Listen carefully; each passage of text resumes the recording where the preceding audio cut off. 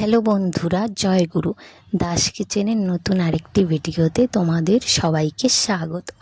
আমি আজকে বানাবো রুই মাছ ঝিঙে আলু দিয়ে ঝোল। তো সেটা বানানোর জন্য সেটা আমি কিভাবে বানাবো ওটাই তোমাদের সঙ্গে আজকে শেয়ার করব। তো এটা দেখার জন্য আমার ভিডিওতে আমার সঙ্গে থাকো। তো এখানে আমি মাছ ভাজাগুলো বসিয়ে দিয়েছি লবণ হলুদ দিয়ে মেখে। তো ভাজাটা আমার হয়ে গেছে। এখন আমি ওই কড়াই সম্বাস দিয়ে দেবো। সম্বাসের জন্য এখানে তেল দিয়ে দিলাম। তেলটা গরম হয়ে গেছে, পেঁয়াজগুলো দিয়ে দিয়েছি। পেঁয়াজগুলো ভেজে তারপর আলুগুলো দিয়ে দেবো। আলুগুলো আমি হাফ সেদ্ধ করে রেখেছিলাম। তো সেই আলুগুলো দিয়ে এখন আমি একটু নেড়ে চেড়ে দিচ্ছি। তো একটু নেড়ে চেড়ে পরিমাণ মতো আমি হলুদ লবণ দিয়ে দেব।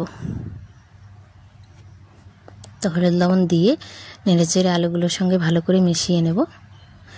ভালো করে মেশানোটা আমার হয়ে গেলে তারপর আমি এখানে ঝিঙেগুলো দিয়ে দেবো। ঝিঙেগুলো যে কেটে রেখেছিলাম ঝুড়িতে, সেই ঝিঙেগুলো দিয়ে দিচ্ছি। এখন দিয়ে আবারও নেড়ে চেড়ে আলু ঝিঙে একসঙ্গে মিশিয়ে নেব ভালো করে। তো এখন মশলাটা দিয়ে দিচ্ছি। মশলাটা দিয়ে মশলাটা ভালো করে কষিয়ে নেব।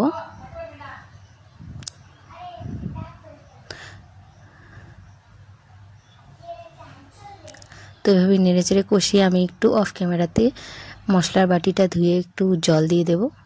জল দিয়ে দিয়েছিলাম, সেটা তোমাদেরকে দেখাতে পারিনি। এই যে দেখতেই পাচ্ছ একটু জল জল হয়েছে, সেটা আমি মশলার বাটিটা ধুয়ে দিয়ে দিয়েছি। তো এখন এভাবেই নেড়ে চেড়ে ভাজতে থাকবো, কষাতে থাকবো। তো এখন একটু আমি ধনে গুঁড়ো দিয়ে দিচ্ছি।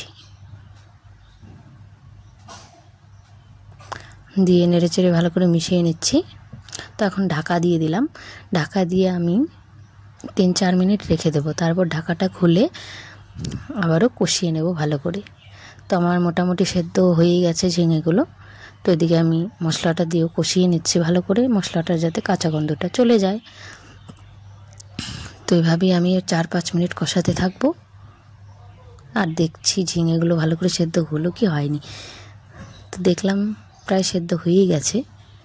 তো আর ঢেকে দেওয়ার কোনো প্রয়োজন নেই। তো আর ঢাকা দিইনি। এখন আমি জল দিয়ে দেবো। কষানোটা আমার হয়ে গেছে। তো জল দিয়ে জলটা ফোটার জন্য অপেক্ষা করব একটু নেড়ে চেড়ে। তো এখন আমি মাছগুলোও দিয়ে দিচ্ছি, রুই মাছগুলো যেগুলো ভেজে রেখেছিলাম। তো মাছগুলো দিয়ে এখন কিছুক্ষণ অপেক্ষা করব। ফুটে গেছে ঝোলটা। তো এইভাবেই আর 5-6 মিনিট ফুটিয়ে আমি জলটা নিভিয়ে নেব। আজকে আমি এই তরকারিটা কড়াইয়ে রাখবো, নামাবো না। তো তরকারিটা আমার হয়ে গেছে। দেখো কত সুন্দর হয়েছে। তোমাদের এই রেসিপিটা কেমন লাগলো সেটা আমাকে অবশ্যই জানাবে। আর ভালো লাগলে ভিডিওটাকে লাইক কমেন্ট শেয়ার দিয়ে আমার পাশে থাকবে। আর চ্যানেলটাকে যদি এখনও সাবস্ক্রাইব না করে থাকো, সাবস্ক্রাইব